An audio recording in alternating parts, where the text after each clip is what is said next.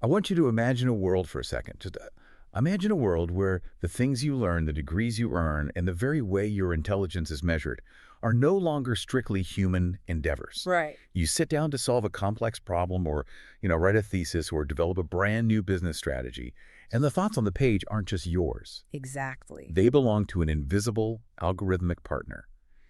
And whether you are a lifelong learner, a student navigating the system, or just someone trying to stay relevant in the modern workforce, the very definition of what we call knowledge is shifting under your feet as we speak. It really is a profound shift to wrap your head around. I mean, for centuries, we've been conditioned to think of knowledge as something that originates exclusively within a human mind. Yeah.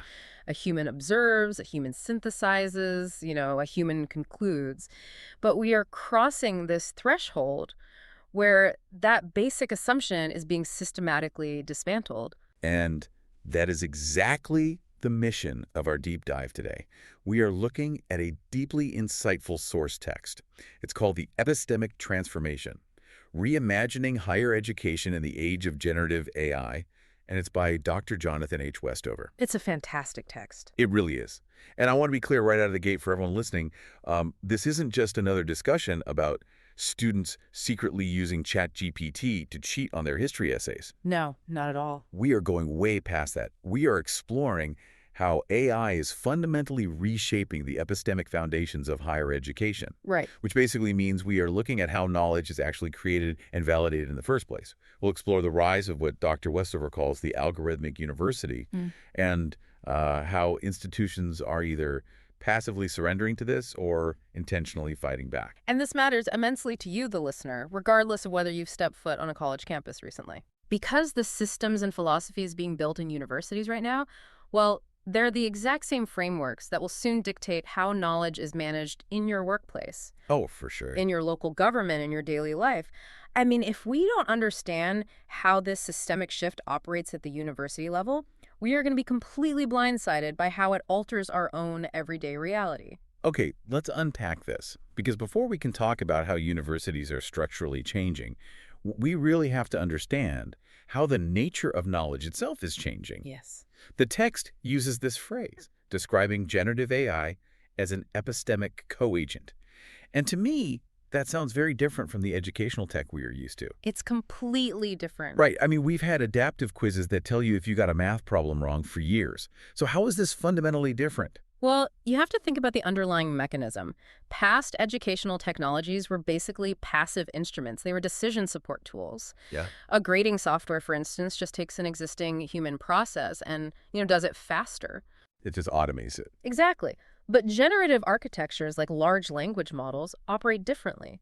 They are essentially these massive predictive engines that have ingested a huge portion of human history, culture, and science. Right. And because of that scale, they produce original synthesis, they engage in open-ended contextual dialogue. Yeah. They can cross over disciplinary boundaries, jumping from biology to poetry to economics without needing specific separate programming for each one. Which is wild. It really is. They are acting as active participants in intellectual territory we previously thought belonged only to human beings. The source text has this wild example that really drove this home for me. Picture a doctoral student, right? They are studying 18th century correspondence. In the old days, they would spend like 5 years in a dusty archive, reading these letters one by one, trying to keep track of names and dates on the little index card. Oh yeah, the old shoebox method. Exactly. But instead, this modern student feeds thousands of digitized letters into a large language model. And the AI doesn't just put them in chronological order. No, it goes much further. Because it can process semantic connections at a scale the human brain simply cannot hold in its working memory, the AI finds completely unexpected social networks. Right. It proposes new interpretive hypotheses based on subtle rhetorical patterns across thousands of pages. And then the student takes those ideas and refines them into a brilliant paper. Which is great, but it begs a massive question. Who gets the credit? Is that the student's brilliant discovery, or is that a co-constructed human-algorithmic discovery? what's fascinating here is that this is the defining tension of this era. Who is the actual author of that knowledge? Because the AI didn't just organize the data, it actually provided the interpretive leap. To me, it feels like the difference between using a tool and taking on a partner. Like, let me try an analogy here. F for it. If traditional software is like a really high-powered calculator, Ah, it just does exactly what you tell it to do, but way faster. sure. Then generative AI is more like hiring a ghostwriter who suddenly starts arguing with you about the plot of your own book. That's a great way to put it. It brings its own structural logic to the table. At what point does a tool stop being a tool and become a co-creator? Well, this exact dynamic is why traditional university policies are completely falling apart right now. Oh, really? Yeah.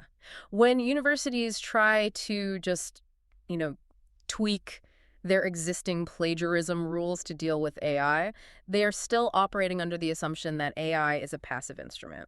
They're treating it like the calculator. Exactly. They're basically trying to police a calculator, but they're completely ignoring the reality of what researchers call distributed cognition. Distributed cognition, meaning the thinking is spread out. Exactly. Knowledge is no longer emerging from an isolated human mind. It is emerging from the interaction between the human and the machine, a human-AI assemblage. You cannot just assess the human in isolation anymore because the knowledge itself wouldn't exist without that specific interaction. The old rules just don't apply to this new mechanism of discovery. And because AI is now this active, unpredictable participant in creating knowledge, the institutions that govern knowledge, the universities themselves, are having to fundamentally restructure the way they operate. They have no choice. Which brings us to this big concept in the source text, the algorithmic university. What does that actually look like in practice? So the algorithmic university is an institutional model where human-centered, deliberative governance is actively replaced by automated optimization-focused management. Okay, so machines making the calls. Yes, Yeah. it means core educational processes are taken out of the hands of human educators. Decisions about who gets admitted, what courses a student is advised to take, or even how a curriculum is designed over time are handed over to data-driven systems. Dr. Westover identifies a few massive drivers pushing universities into this algorithmic model. Like, why are they doing this? Well, there are three main reasons. Right. First, there's intense competitive pressure. It is basically institutional FOMO, fear of missing out. Oh, definitely. Universities are terrified of looking outdated to prospective students who expect a seamless, tech-forward experience. And then second, there's administrative efficiency. Which is huge. And third, there's this heavy mandate for workforce preparation. Well, Employers are loudly demanding AI-literate graduates, even if nobody in the corporate world really agrees on what that literacy looks like yet. those drivers are incredibly powerful because they sound completely rational on the surface. I mean, they create a momentum that bypasses a lot of the traditional, slow-moving pedagogical debate that used to happen on college campuses. But I have to push back on this for a second, because looking at those drivers, aren't efficiency and workforce preparation objectively good things? Well, I mean, so many universities are struggling financially right now. They're facing enrollment cliffs and budget cuts. If an algorithm can automate the mundane stuff like scheduling, basic advising, administration, so that a school can actually save money and keep its doors open for you, the learner, shouldn't we celebrate that? Isn't that a massive win for access to education? it is a completely logical pushback. We absolutely want institutions to survive, and nobody wants a clunky, inefficient administrative system. Right. But the problem lies in the hidden costs of how that efficiency is achieved, and specifically, who controls the algorithms doing the optimizing. What do you mean by who controls them? Well, think about how this plays out financially. Most under-resourced universities cannot afford to build their own custom AI. Oh, right.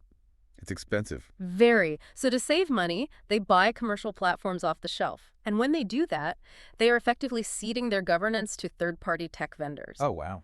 And those vendors design systems based on their own commercial priorities. Your algorithms are optimized for data extraction, market imperatives, and, minimizing liability. Not education. Exactly. They are not optimizing for deep educational commitments like intellectual autonomy, exploratory learning, or humanistic inquiry. Ah, I see. So if a vendor builds an advising AI, its goal is probably to get you to graduate as fast as possible to make its success metrics look good for the next sales pitch. You hit the nail on the head. It's going to steer you away from a challenging but rewarding class because you might get a B instead of an A. Precisely. And this creates a severe new layer of educational stratification. Inequality. Right. The elite, wealthy universities have the resources to build proprietary AI that actually aligns with their specific educational values.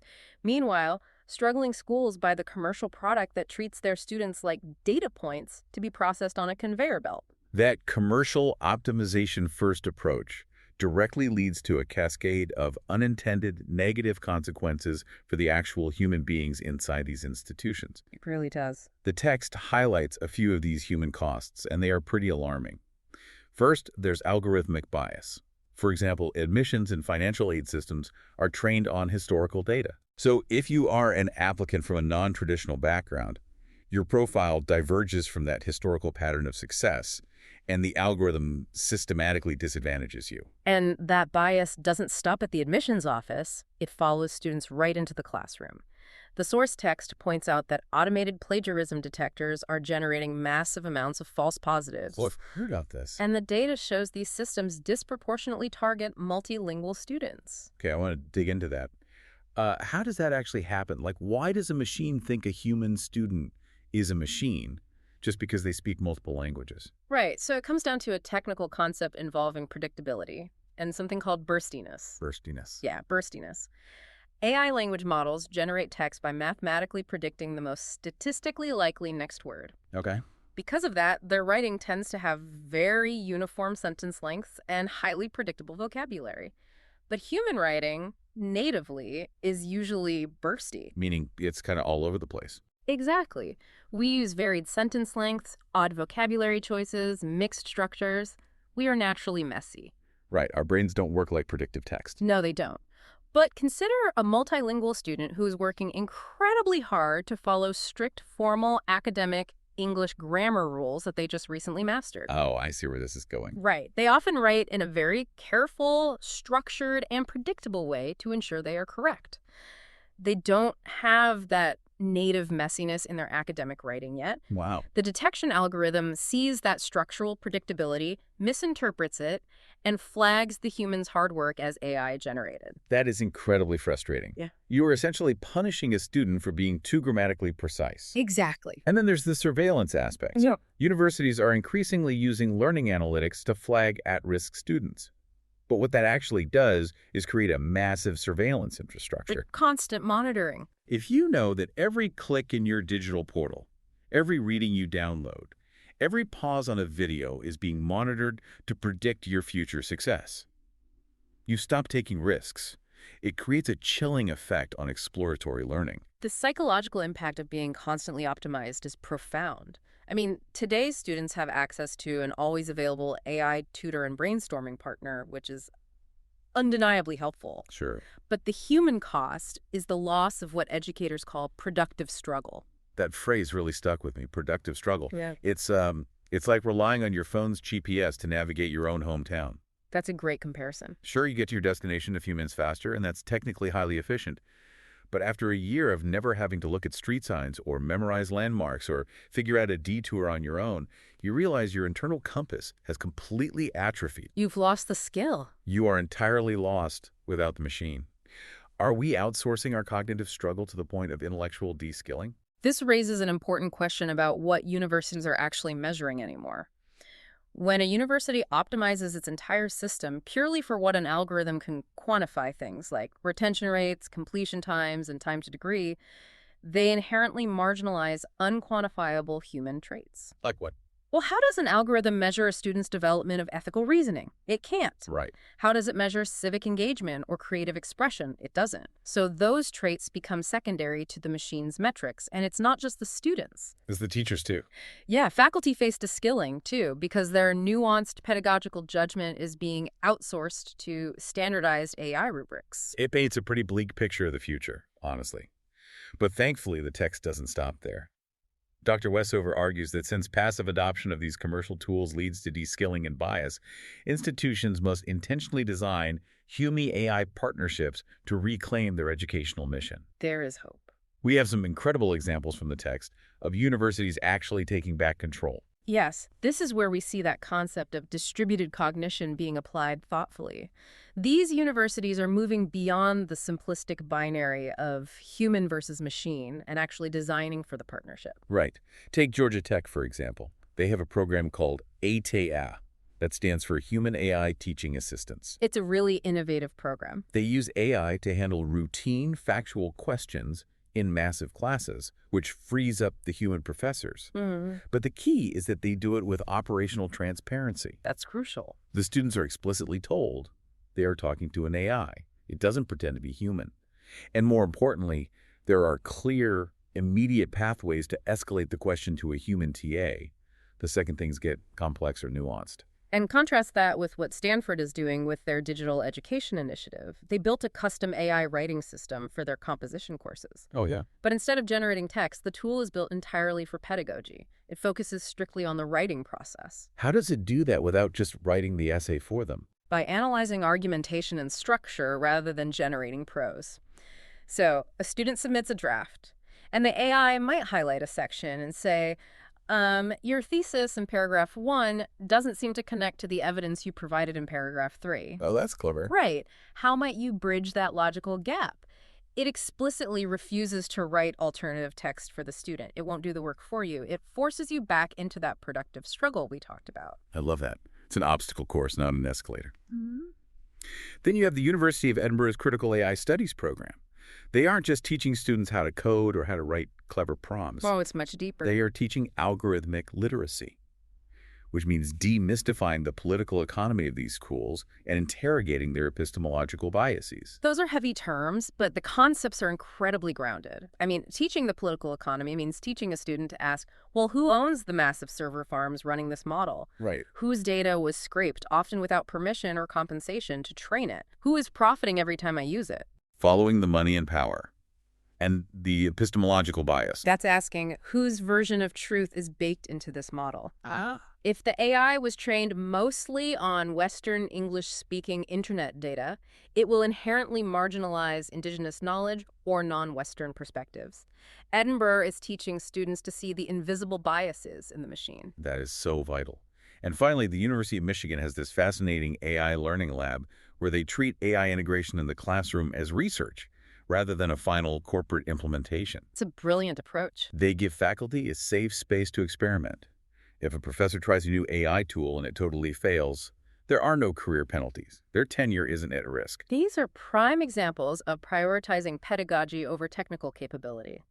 They are intentionally shaping the technology rather than letting the tech vendors dictate the terms of learning. Here's where it gets really interesting to me.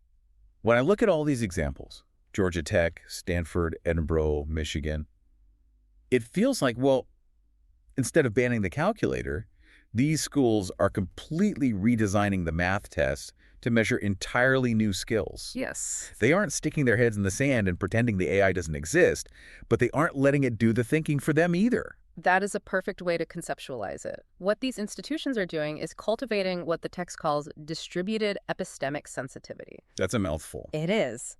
But they aren't just teaching you how to use a tool. They are developing your judgment on when to use it. Right. When is statistical pattern recognition actually useful to you? And when does the situation require human ethical reasoning, interpretive sophistication, or contextual understanding? That discernment is becoming the single most vital skill a modern learner can possess. But sometimes the most intentional choice a university can make isn't about how to use AI. Sometimes it's having the institutional courage to refuse it altogether. Yes, the power of refusal. This is perhaps the most countercultural idea in the entire source text. Right. In an environment driven by that institutional FOMO we discussed earlier, saying no to new technology is a radical act. The text highlights the Technical University of Munich. They set up an AI governance council. But they didn't just make it an advisory board that university administrators could nod at and then ignore. No, it has teeth.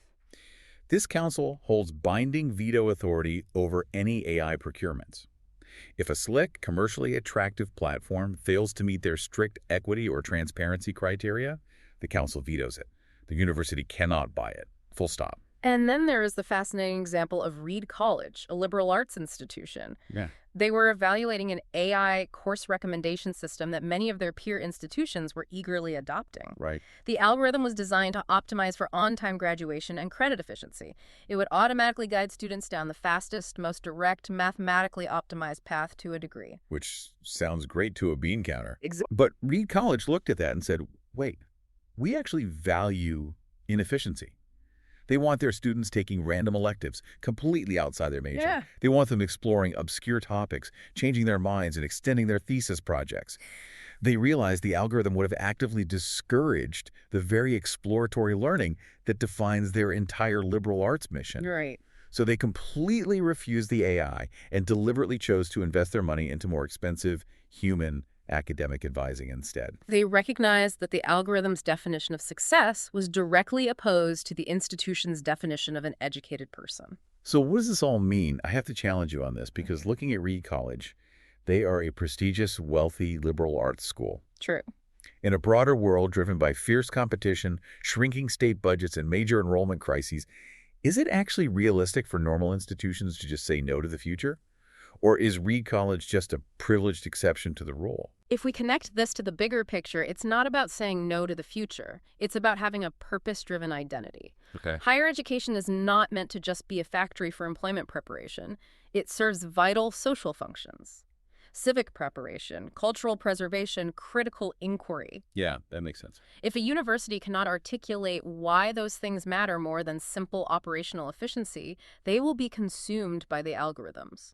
Defending those human purposes requires resisting the dominant narrative that efficiency is a self-evident good. It requires institutional courage from everyone, not just the wealthy schools. It really is a battle for the soul of these institutions.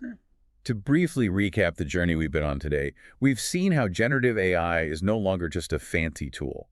It is a co-creator, fundamentally changing what it means to author knowledge. We've explored how, if left unchecked to commercial algorithms, universities risk massive bias and the intellectual de-skilling of their students. But through intentional design, transparent systems, and sometimes the sheer courage to embrace human inefficiency, institutions can actually preserve our human agency. And for you, the listener, the core takeaway is clear. Developing epistemic literacy, that discernment and sensitivity we discuss, is the most critical skill you can cultivate right now. Knowing when to trust an algorithmic pattern and when to rely on your own messy human intuition and ethical judgment is what will differentiate you. That holds true whether you're sitting in a classroom, leading a boardroom, or just navigating the information in your daily life. Absolutely. Which brings us to a final lingering thought for you to mull over. We talked earlier about knowledge now being co-created by these human AI assemblages. Right. If our future discoveries, our future artworks, our future medical breakthroughs are going to be fundamentally co-authored with AI, will the concept of individual human genius simply cease to exist in the next 50 years? What happens to the human ego when we finally have to admit we are no longer the smartest entities in the room? We started today by imagining a world where the degrees you earn and the way your intelligence is measured aren't strictly human endeavors. The truth is, you don't have to imagine it anymore. No, you don't. That world is already here. The question is how you choose to navigate it. Thanks for joining us on this deep dive.